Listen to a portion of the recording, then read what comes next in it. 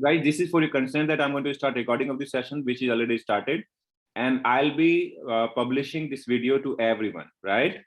So I hope that no one has any issue with that, right? Yes. No, it's Cool. So this is just for consent, because no one should have any issues later on. So, okay, guys, today this is going to be sort of demo session for interview preparation. So first of all, I would like to understand what is DevOps. What do you understand? Like why DevOps is required within an organization? Can I tell? Yeah, sure. Before DevOps, we have several software development life cycle, like we have waterfall model, then we have agile methodology for developing software, and now we have DevOps. DevOps is, as I think, it is for automation, means everything we do automated, right? We are using different tools and technology. So means at the same time we developer writing the code is testing, and also if everything is going well, code is deployed to the server. So everything is going simultaneously, parallelly. So I think that's why DevOps is very popular and used nowadays. Okay, good to know. So guys, first of all, we need to understand a couple of things here. That first of all, we need to understand like what are the like SDLC. What is SDLC? So it stands for Software Development Life Cycle. Like when a particular company is established, so they have a particular vision, like what do they want to do, right? Like as Mani said that he's working on a mobile application development, right? So Yes. when you start development, you start writing your code. So before starting your work, so at least you get some requirement from someone, right? So that person who is generating that requirement or who is asking you to do development is considered to be business, or you can call that business operation team. Either you can consider that to be operation team, or you can consider that to be business team, whatever you want, you can give that a name. Now there are two ways. So first of all, you will get a requirement from team, maybe the business team we can call that. Once you get the requirement, you start working on it, and once your product development is completed, whatever they asked, you have done each and everything step by step, piece by piece, line by line, you have developed your code, and finally you have handed that over to your business team back, right? So that particular methodology where there is no interaction in between, I'm not talking like you will not talk to that person, right? Obviously you will speak, but in the term of development, you need not to have any other information from that particular person, because the person has already stated that these are the things which I need, right? So these sort of things are there, and this methodology is considered to be waterfall.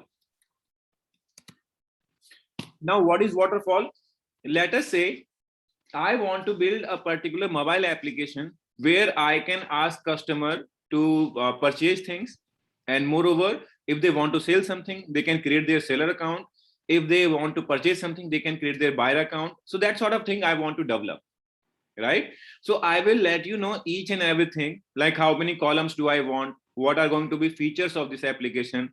So I'll even state you this thing, that before login to your application, so do I need to register myself? Let us say if we talk about WhatsApp, or if we talk about any other application, so there are a couple of applications where you can start browsing even before logging into application without registering into that application, right? Do you agree that this happens? Yes. Okay, so when we are talking about this sort of models, this sort of modules, like how we are going to work on this. So guys, keep this thing in mind, that whenever we are working in such a way, when we have complete requirement and we have to deliver it, so that is known as waterfall. This is a particular methodology of software development. That is why I have mentioned here that this is SDLC, software development life cycle. So first one is known as waterfall, and second one is known as agile. Now what is agile? So guys, as of today, if you see any growing organization and which are working at really fast pace, so these organizations prefer to work with agile methodology. See, agile is not a software, is not a tool, or is not a developer skill. Agile is a methodology. It means the way to working, how we are going to work. For example, there is a like web page you are designing, right? And after that, you need to integrate that web page with some other pages. Like you are going to create some hyperlink for that. Hyperlink means when you will touch that link and that will take you to some other page, right? So agile says whatever piece of code you have developed so far, you need to hand it over to some other team for them to work on that particular piece of software, right? For example, you are working on some login feature. Login means that how a user is going to log into that application. It means the first front end page you have designed, right? So when you have designed that page, so now obviously like that particular page cannot be handed over to customers at once or at the very first time. That has to go through multiple phases. First of all, you will test it yourself that whether you are able to log in to that application or that web page or not. Second thing, if you are able to log in, then obviously you will try some like different username or password. It could be possible that even you yourself are not able to log in because the username and password which you are entering, that mobile application is not able to connect to some backend database, right? So first of all, you will troubleshoot these sort of thing. Once you are successful logging in and log out from that application, right? So that sort of features you will test. Now obviously there are some application testers, like you can call that QA engineers, quality assurance engineer. The same profile is known as tester as well. So there are some testers, it could be manual, it could be automation tester, right?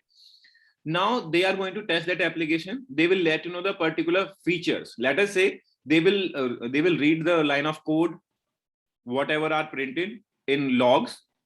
Moreover, how the application is behaving, what is the performance of it, how long it is taking, at what level.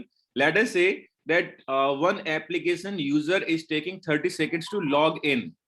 Now, if you want, you can sit with them and they will help you out to understand that how much time this application is taking at what time, because they have some different tools, they have some different software using which they can easily track the particular things, right? Moreover, once the application will go into production, so even DevOps team is going to help them out to set up the monitoring and other features, right guys? So any questions so far, if you have?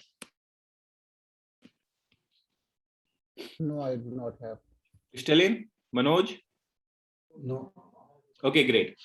So when we are talking about, like, obviously post QA, it means quality assurance engineer. Once the person says, okay, I feel good, there is no problem which I feel. After that, the particular product will be handed over to business team, where from the requirement was generated, right? Now, when the person from business is going to check, okay, like look and feel is good, the icons are good, the particular color combination which the person wanted to have on the front end application, right? That is good. So even the person would try to create a user, would log in. After login, what are the features available? Before login, what are the features available? What are the things which the person can browse? These sort of thing person will check. And after that, person will give a go ahead. But obviously, before sending that application to production environment, there will be one another checking, that is for security. Like if there are any modules, there are any library files which are used in this particular scenario, in this particular application development. So if these are vulnerable, right? If there is a piece of software which you guys are using to develop that application, so is that vulnerable? Can hackers easily crack it? Right? So the recent example I will tell you that if you might have heard of GoDaddy. So recently there was a news that GoDaddy's account was hacked and more than lakhs of customers' data was breached. How did it happen? Because there was some piece of software which was being used by GoDaddy and their engineers, right? So that was not completely secure. So before holding customers' data, an organization has to ensure that the particular piece of software they are using are secure. So before sending that release to production, DevOps team, QA engineers, the developers all have to ensure that everything is secure. So there is some specific team. There are some certain guys who are responsible for security testing only. They will test the particular APIs. They will test the particular individual software. They will check whether if there are any non-vulnerabilities. Guys, vulnerability means like the particular bugs, you can call that, or the particular like weak point of that particular software, right? That is known as vulnerability. So this sort of thing, like security team will check. So let us say if we hand over, see right now we have two models, waterfall and agile. So let us say like we can take example of Manish, right? So Manish took 3 months to complete the particular development, like 3 months. So after 3 months, when Manish is going to hand over the particular software to testers, so it is actually going to take at least a month through testers as well to test each and every functionality of that particular application, right? Obviously, when you have taken 3 months for development, so at least a month they will also take to test. And obviously you will be sitting idle in the meanwhile. So why do we not do such a thing? Let us say that if you have developed single page, you complete your work and you hand it over to next team. Once they are done, they will hand it over to next team. And in the meanwhile, if there is a particular requirement or any modification, let us say there is some bug, there is some like issues found by testers, they will notify you and you will start working on that to fix it, to improvise it. Let us say if at the end, the security team says that the particular library which you are using is not good, either upgrade it or change it, right? So you will do it at immediate level. But what would happen if after 3 months, after 3 months of hard work, so you get to know that the particular libraries which you have used, you need to replace them. So obviously you are going to take long time, right? But if you get to know your feedback on daily basis, then obviously guys, it is going to be really, really helpful for developers as well as for testers. For UAT, it means user acceptance test for business team. And the same thing goes with security team as well, because they do not have to test maybe 500 libraries at once. So let us say that you have added first day, like you have added 20 libraries, they will check it once. Next day, either they will accept it or they will check only the updated ones, right? So the particular way of working is known as agile. It means whatever you are doing today, you will hand it over to the like next team, either today in the evening or maybe tomorrow in the morning. Whatever you do, you will hand it over to next team. So that sort of working model is provided by agile methodology, right guys? So I hope that now we understand, like if someone is going to ask you that what sort of SDLC you follow in your organization. Yes. Any question guys so far? So I guess now we are clear with this, that what is waterfall and what is agile methodology, right? Okay, so when we talk about agile, so the particular profile which is known as DevOps is a particular function which is required in agile methodology. Why it is so? Let us say one developer is doing some development. After like completing the development work, the person has to deploy. Deploy means the piece of software which the person has completed, the person has developed, will have to be like shipped to a particular server, or you can call that a machine, or on a particular laptop, where next person is going to test it. So first of all, a person will do the development. Testers do not know that how to deploy this piece of software every time, if there are any bugs, if there are any flow changes, so everything developers knows very well, because the person has developed that application, wherein QA engineers are not that well known to that particular development part or that particular deployment part. So this is the particular place where DevOps come into picture, because right now there are two words, dev and ops. Dev means the person will sit with developer in order to understand the workflow of application, and the particular ops team. Ops team means operations team. Once the application is deployed onto a server, now this team is going to be responsible to take care of it. Let us say the application is deployed. Now guys, I hope that we understand what is deployment. Yes. Stalin, what is deployment? So generally, when like one piece of code is already developed and tested properly, it is going to be moved to production environment. So to move to production environment, we need certain things, like we need to update our that feature in our production environment. I believe that is. Okay, you are right. Let me elaborate it. So let us say, where do we store the particular like software? Where do we like place that piece of software? Obviously, now we are going to talk about DevOps tools which are generally used, and obviously, like, these are not the only tools which DevOps team works with, but definitely there are some others as well. So first of all, Git, right? So Git is known as SCM, Source Code Management. SCM, Source Code Management Tool, right? So it could be like, name could be given any. Let us say it could be GitHub, it could be GitLab, it could be Bitbucket, or it could be any, right? So we have Git. When developer is doing development, after like completing the task, the developer pushes the code, or developer keeps the code on Git in order to ensure that every single snapshot of that code is available. Let us say developer feels that I have done something wrong, so developer can jump back to like any previous stage of that code, right? That is known as like multiple commits. So we will discuss that part later on. So the developer has done the code, done the development, and now has kept the code on Git. But obviously, guys, we can actually not use this piece of code as an application, right? This application has to be converted either to some jar file if it is Java, right? Or if it is like Node, we have to compile the code. If it is PHP, if it is Magento, if it is Laravel, if it is .NET. So there are different there are different sort of like application programming language which a developer can use in order to like ship an application to a server. It could be, let us say, if we have to download, if we have to push something as an application, so it might be some like some API application, right?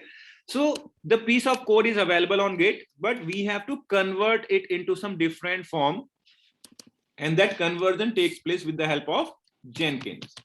So as of today, Jenkins, or obviously I would not say only Jenkins is a tool you can use any of, like you can use Code Deploy, you can use Argo CD, maybe Flex CD. Multiple tools are available which you can use in order to push code from Git to you can use this sort of tool for conversion. But Jenkins is most popular open source tool, and you can do customization as much as you want, because this is an open source tool. Even you can contribute to Jenkins development team if you know that, right? So first of all, we have Git, then after we have Jenkins. So on Git, developers are interacting on daily basis. Whatever they are doing, whatever development they are doing, they need to merge their code on this particular location, on this particular tool, which is Git. Now, being DevOps, here comes your part. So first of all, being dev, you need to work with code very closely. Like you need to have understanding of like what are the Git branches. Now we will talk about a little technical stuff. So you need to understand about the particular Git branching strategy, what branch you need to take, how you are going to clone the branch, how you are going to convert that like line of code into any jar file, a war file, or maybe some Python library, right? Whatever executables are going to be, right? So you need to understand that, because now you are working as a DevOps. Dev part we are talking about right now. So when we know that code was kept on Git in some repository, Jenkins is being used to convert that particular line of code into an executable. That could be a jar file, war file, or maybe any Python executable, whatever it is. We will discuss that later on, right? After that, we need to push that code to some servers. Let us say if it is a like physical server, if it is a VM, virtual machine, or it is a container. So guys, you need to understand these things, that what is a particular physical server. Being DevOps, you need to understand that, right guys? So if it is physical server, how you are going to send this code from here to here, right? If it is a virtual machine, if it is a container, So like most popular container is Docker. Obviously, you can place here, like rather than writing a container, we can define Docker as well. So how you're going to push code from this particular place to this particular, because conversion has happened. Jenkins server has downloaded the code from here, from Git. Jenkins has pulled the code, has converted the code into executable. Now we have executable available. Now we need to send that executable file to these sort of servers, like it could be physical, virtual machine, or Docker container. Right, guys? Any questions so far?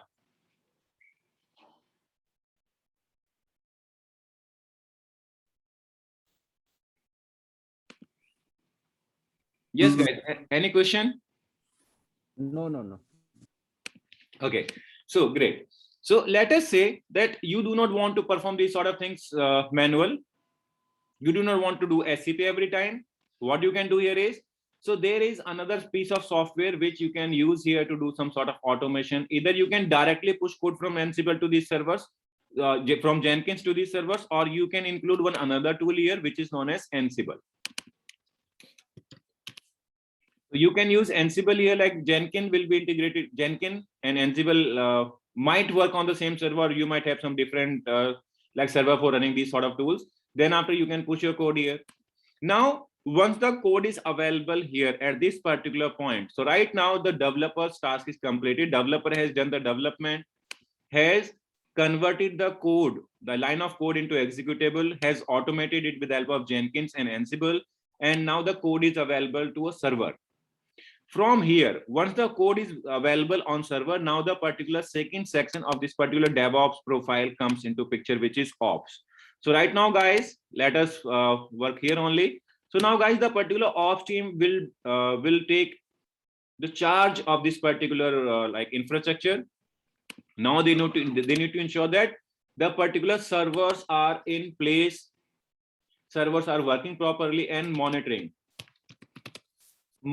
is taking place properly. So monitoring section, that particular part will be taken care by DevOps team. You might use any tool, maybe Nagios, maybe Prometheus, maybe Zabbix, or maybe any tool, maybe New Relic. So any sort of tool you can use in order to go for monitoring. Right, guys? Now monitoring is in place. Now you need to ensure that backup is being taken. Backup is working properly, right?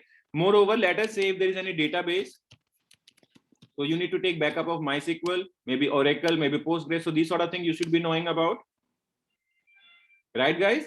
So what we are talking about, like being a DevOps. So what are the particular tool where you work as dev, and what are the particular tool where you have to work as ops team, right, guys? So first of all, we need to check about Git, Jenkins, Ansible. Then after, physical server, like it could be physical host, virtual machine, Docker container. And when we talk about like monitoring, so guys, what do we monitor? So obviously, guys, we have to monitor some application. It could be maybe Apache, right? It could be Nginx.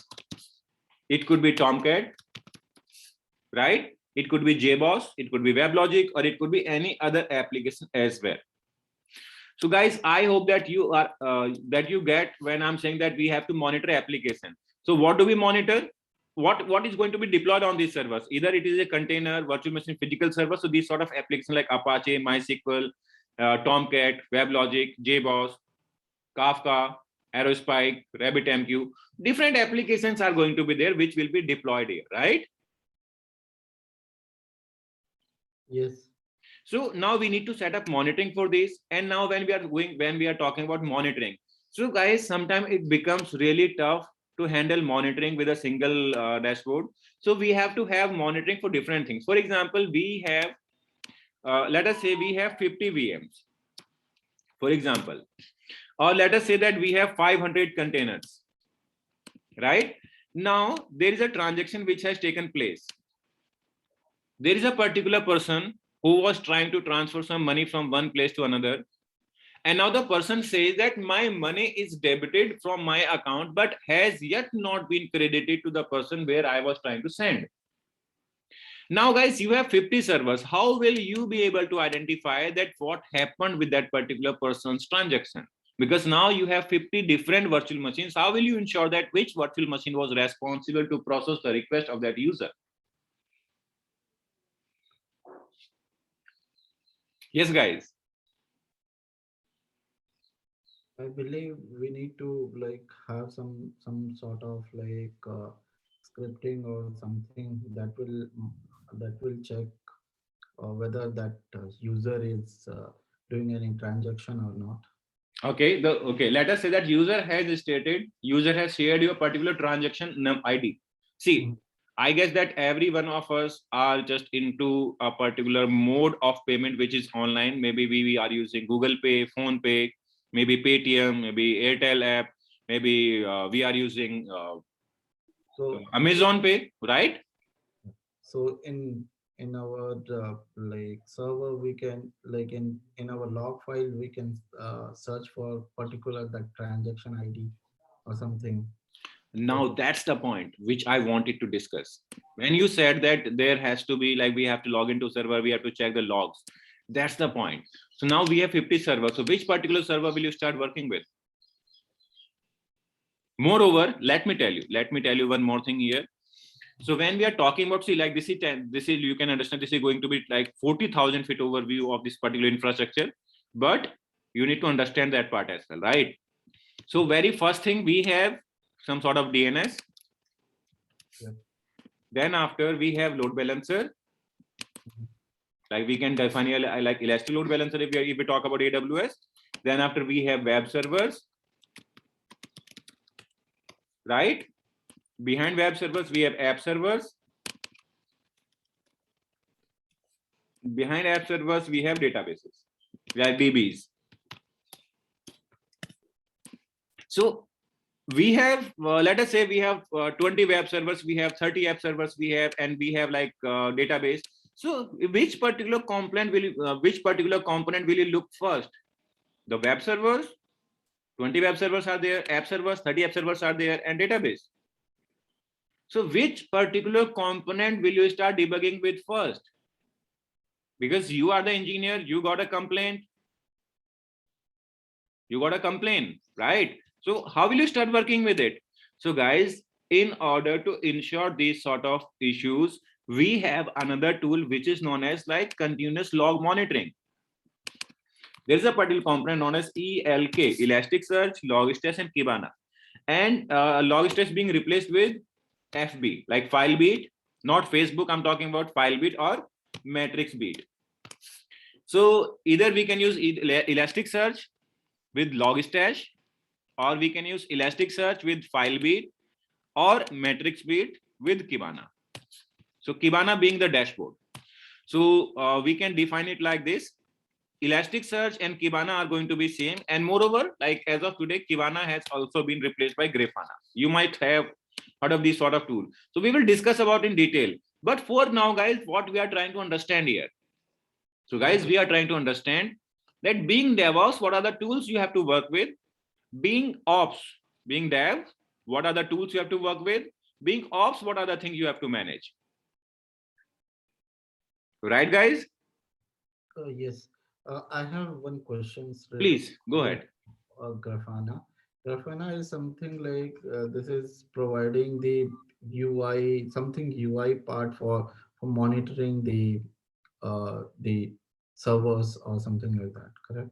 You're right. You are right. So, in fact, the particular monitoring tool when I defined here Nagios, so I could have written here Prometheus with Grafana. Oh, okay. Okay. Yeah, because most of the guys are using Prometheus with Grafana, Prometheus for monitoring and Grafana for their UI. Yes, you are right. So, see, I actually did not want to mention Nagios. Yes, Nagios. So I did not want to define here Prometheus at very first time because see, like Nagios is such a tool which is way more popular than that of Prometheus. Those guys, even who are working in traditional like organizations as of today as well. So over there, Nagios is being used as of today too. Okay. That's why I prefer to write down here Nagios. But when we go for interview preparation, so at that moment we do not discuss about Nagios. We discuss about like what are the tools Now you can ask me a question like, what are the tools, Lokendra, you are going to cover within this particular session? So guys, first of all, we will begin with Linux, because wherever you go, Linux is never going to leave you. So Linux basic things like user management, file permissions, disk management, server performance, the like topmost commands which a person has to execute in order to start troubleshooting, right? These sort of command we will discuss here. Like Linux is going to be the first thing.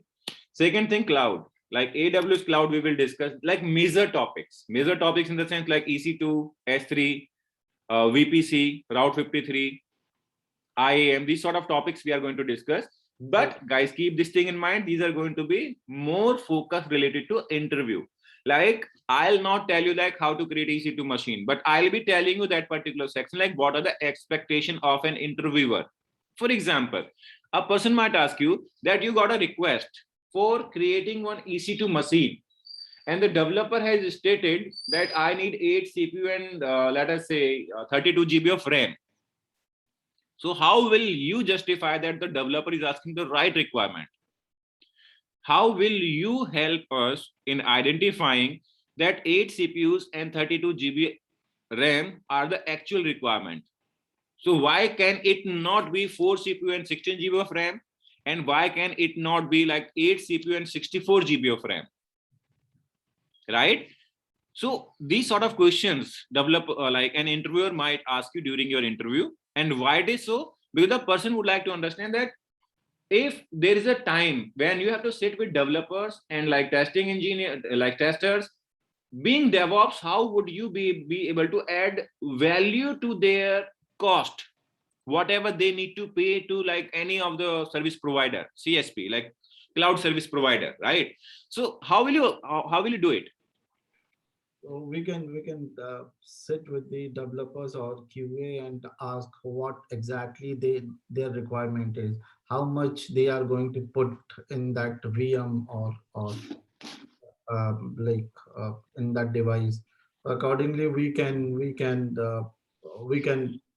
create that VM, whether they want like 8 core or like 16 core. Okay. Or like, so that was my question. Like developer has requested you that the person wants to have 8 CPU and 32 GB of RAM. So why only this much? Why not less, or why more? Why not more? Why only this much? That's the thing here. Okay, so let me answer that question. So you need to have proper knowledge about like what sort of machines do we have, how you are going to analyze the particular requirement. This sort of thing we are going to discuss within the session, right guys? So let us say like what is TPS, how do you calculate like resource utilization based on like transaction per second, right? This sort of thing we will discuss. Okay, so after AWS, guys, definitely we are going to cover Git, Jenkins, Docker, Ansible, a particular web server, Apache. After that, a database, MySQL, like one of monitoring engine, Prometheus.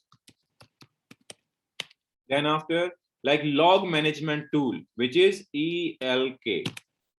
So obviously, I shall be discussing about like FileBeat and MatrixBeat as well. What are the differences? What are use cases? But for now, because this is the like popular stack which I prefer to write down, so that is ELK. Guys, these are the particular tools which we are going to cover during this particular session. Right, guys? So why these sort of tools? First of all, wherever you go, whether you are working with Azure DevOps, AWS DevOps, Google DevOps, whatever, like Google Cloud DevOps, you have to work with Git for sure. Whether you work with Azure, AWS or Google, you will definitely have to write your own pipelines. So what type of pipelines you write? What are the features of it? Let us say when you are working with Jenkins, you will have to integrate multiple other tools here. For example, if you are working on your code quality, so you will have to work with SonarQube, right?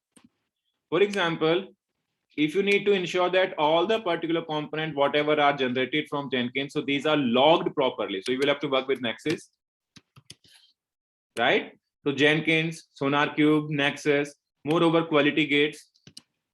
So not only one thing you will have to work with, like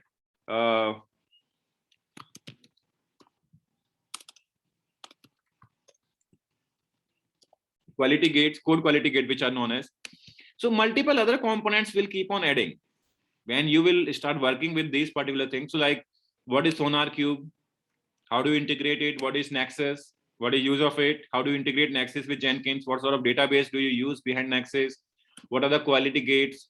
What sort of parameter you monitor on the top of quality gate, right? This sort of thing we are going to discuss. So guys, yes, these are the particular things which we are going to discuss. So Jenkins is the tool for deployment. Docker is the containerization, which is most popular as of today. Ansible being used for CM like configuration management. One web server, which is Apache. MySQL being database. Prometheus being used for monitoring, and ELK for logs management. So guys, these are the particular things which we are going to cover under this particular session. Now guys, up to you. If you want to ask anything, you can.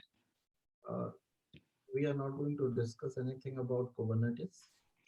So that will be depending on the particular audience. I can tell Kubernetes, okay, I can add K8s here, but thing here is, if you guys know Kubernetes, then only it will be fruitful to discuss about it, because most of the time I have seen that people do not know Kubernetes. As I told you earlier as well, that guys, this is going to be a particular batch for interview preparations. We are not going to learn each and every component here, like what is Git, what are branches. I shall be covering from the perspective of interview only. My expectation from each one of you is going to be here that at least you know what is Git, what is Jenkins, what is Jenkins job. I do not want you to understand that how do you deploy application, how do you plan for rollback, what are automation test cases. No, I do not want to know about that much. But yes, at least should be knowing what is Git, what is Jenkins, like basic understanding you should have. Because when do we start preparing for interview? When we have basic knowledge of the things, right?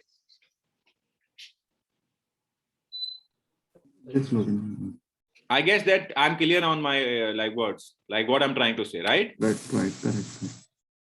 So interview preparation can happen only in that case if we know the basics. Looking at this, I wanted to add what is about like Terraform? So if comparing to the AWS, like how does that role comes in the DevOps?